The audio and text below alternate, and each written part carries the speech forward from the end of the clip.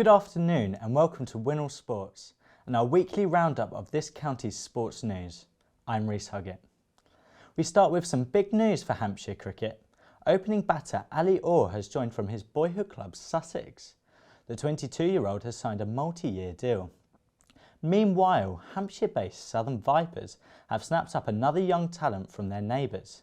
Lily Gage has been to the Aegeus Bowl to see how she's been settling in. This is Mary Taylor. At just 19 years old, she has signed her first senior contract with the Southern Vipers. I started playing cricket when I was 4, started with softball, and then when I was 9 I moved on to hardball at school. What is your proudest achievement so far in cricket? My proudest achievement, debuting for Southern Vipers and Southern Brave.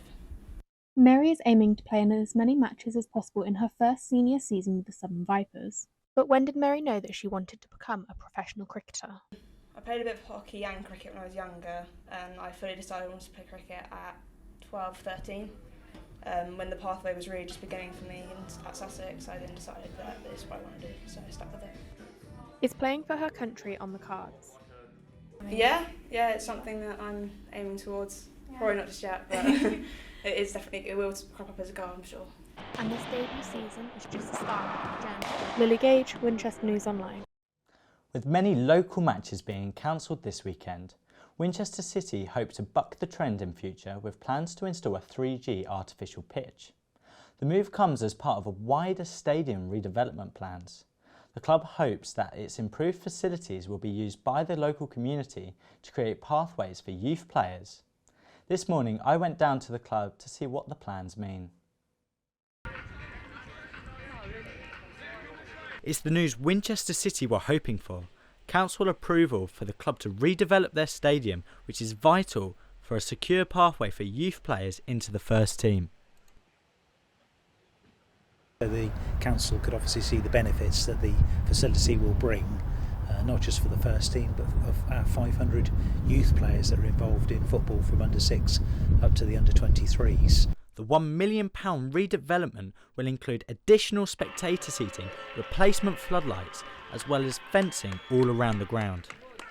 The club also has an aim to help create jobs for the community. But what it does do is put the whole facility on a sustainable footing. We'll be able to have full-time paid staff on site, so it'll offer jobs in the city centre. So it'll be an employer, and it'll just make the whole facility more sustainable. The local side still has to get funding approved by the Football Foundation, but once they've cleared that hurdle, they can get started on what looks like a bright future for the team.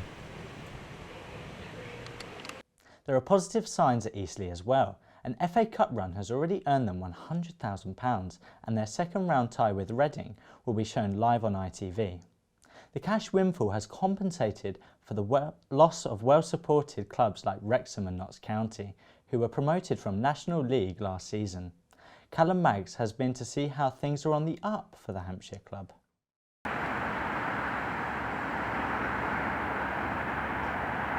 Eastleigh is a club in the 5th Division of English football. Their start to this season has been rather positive, both financially and in terms of form, with a second round FA Cup match against Reading next month. It's a lot of exposure for the club. It was great to beat Borehamwood in the first place. We had them, what would have been this year, 3 years on the trot at the same stage of the competition and lost previously both times. So to win this time was great. To be in the next round is even better. After accumulating £41,000 from their first round win, the club aims to carry on this vein of form and progress to the next round, which would lead to a fee of around £70,000. To the club, I imagine it means quite a lot for the financial aspect of it, but to me, as a steward and a fan, yeah, love a good cup run. The FA Cup, when you think of the FA Cup, the last thing you think about is the money. You think about the prospect of going to Wembley, of winning a trophy. But when you spend time in an environment like this where you're at a lower league in a club that money is so big, it makes a massive difference. You know, getting through to this round, we earn a hefty amount, and winning, we earn a hefty amount from being on TV, which we will be for this fixture. Again, we earn a big amount as well, and any Premier League club that looks at that money is probably not much at all, but to a club like us, it makes a big difference. With this good run of form and their newfound exposure in the Cup, the club aims to use these and the potential winnings to improve their facilities of an already modern and functional stadium.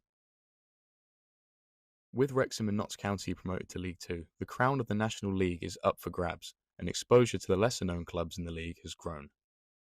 There's so much demand for this fixture, and people who have got in touch with the club to say, that they'll be supporting us from wherever they are. And sometimes, not often, but sometimes it's been from abroad, it's been from America. Can the Spitfires battle their way through the FA Cup or potentially seize the crown of the National League? Callum Maggs, Winchester News Online. On the pitch, Scott Quigley has been included in the Vanarama Team of the Week after opening the scoring and providing an assist in Eastleigh's victory over Altrincham. The Spitfires continued their recent good run with a 2-1 win, and our football reporter Joel Marriott was at the Silver Lake Stadium to report on the action. After a slow first 5 minutes, the game picks up, with multiple chances happening in a short space of time. The first goal of the game comes after 12 minutes, after a counter-attack from Eastleigh down the left-hand side, sees a cross from Maguire, controlled by Quigley, and not only sells the cameraman, but also sells the defender and slots the ball into the back of the net, down to the keeper's right. Eastleigh thought they'd doubled their lead after a header is flicked on at the front post, but was eventually given offside as there was a man at the back post in an offside position. The free kick was whipped in from the right-hand side and not dealt with by the Altrincham defence.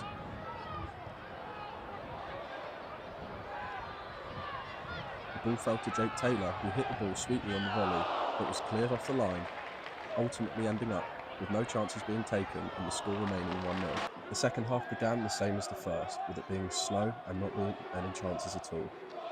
An equaliser came as George Langston brought down the Altrincham player inside the box, giving himself a yellow card and a chance for Altrincham to get level. Chris Clark converted the penalty in the 66th minute, meaning it's all to play for, with the last 24 minutes to play. After a tense 20 minutes with not a lot of chances being created and the game becoming scrappier, Eastleigh managed to catch Altrincham on the break, leading to a 2-on-2. Quigley driving towards goal, eventually laying the ball off to Paul McCallum, who slots home the winner. It's his first goal in 4 games, and it gains all 3 points for Eastleigh, who try and push towards the playoffs. It was a good win. They were a very good outfit. Probably them and Gateshead, maybe Chesterfield, the top 3 footballing teams in the league. It's a great win because they're a very, very good team and a very, very good run themselves, and they put us under a lot of pressure second half, and the lads were brilliant. Now for a roundup of the rest of the weekend's football action with Elliot McVie. First of all, there was no action for Southampton or Portsmouth this weekend due to the international break, and unfortunately a number of our games were affected by bad weather, with Winchester City, Alresford Town and Romsey Town's games also coming to the rain. However, aside from Eastleigh, one team whose match did survive the weather thanks to their 3G pitch was Alton, who hosted Spelthorne Sports in the Combined Counties League. The game started brightly for Alton, Pat Cox going close with this opportunity early on. However, it was the visitors Spelthorne who went into the break ahead thanks to a Jamie Fuller goal midway through the half. But less than 2 minutes after the restart, Alton were level, after a lovely ball in from captain Matt Graham was headed home by Cox. The former Winchester City man thought he'd scored again shortly after, but the referee judged that he had put it in with his hand. With 15 minutes of normal time remaining, Alton found their winner, when a long throw was nodded on towards Perry Coles, who made no mistake in giving the home side the lead.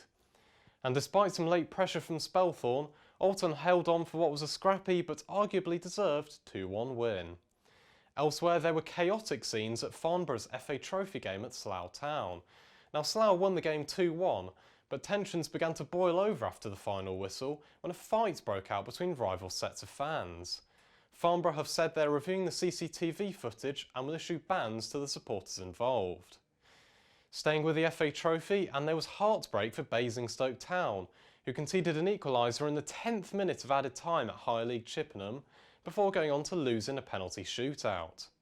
However, there was no such disappointment for Salisbury, who, after being 2-0 down at half-time against Hanwell, pulled off a dramatic comeback to win 3-2.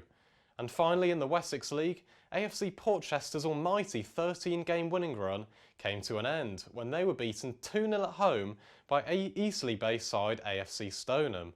Back to you. Thanks, Elliot. Now for our regular catch-up with the Winchester-based Adjutant General's Corps. On Friday, the women's team took on the Royal Logistics Corps in the quarter-finals of the Edwards Cup. Our busy reporter Elliot McVie was there for us. The AGC were unlucky not to take the lead early on, when this shot flew narrowly over the crossbar. But it was the RLC who broke the deadlock shortly after, giving the Winchester side a mountain to climb to rescue their Edwards Cup campaign. The AGC's prospects began to look even more bleak with 36 minutes gone, when the away side doubled their advantage. The RLC could have put the game out of sight shortly before half-time with this ambitious effort, but the shot ended up going just wide of the mark. The AGC were going to have to pull off a miracle to get anything from this cup tie, and soon after the restart they managed to pull a goal back. And amazingly, less than 3 minutes later the home side were level, and their dreams of silverware were well and truly reignited. On 56 minutes the AGC pulled off a feat that at half-time would have seemed completely unthinkable, turning the game completely on its head to lead 3-2, much to the delight of one four-legged superfan. The worthy downside had the chance to make it 4 when they were awarded a penalty, but the RLC goalkeeper came up with a superb stop to keep her side in the game. Another chance then went begging for the hosts when this shot was blasted over the crossbar. The AGC would later come to rue those missed opportunities when their opponents found an equaliser, their goalscorer injuring herself in the process. However, with 4 minutes of normal time to go, the AGC got themselves a winner, an appropriately fantastic finish to cap off a truly tremendous cup tie. I think fundamentally in any football game for a coach to come from behind, it takes more than just football ability. It takes a bit of heart, it takes a bit of passion, it takes a bit of pride, and that's exactly what I asked for the girls for at half-time in the changing room. So yeah, I'm massively proud of today. They're a team as well that will push us far and beyond. One of the strongest teams in the league, and yet we just keep coming up trumps. So yeah, I'll celebrate that one all the way down the motorway today. So a thrilling contest here in Wiltshire, the AGC beating the Royal Logistics Corps by 4-3. Elliot McVie, Winchester News Online. 2 local professional golfers have been inspiring 2 generations of women's golfers at Royal Winchester Golf Club. But where has this interest come from? Taylor James tells us more about the growth of the women's game.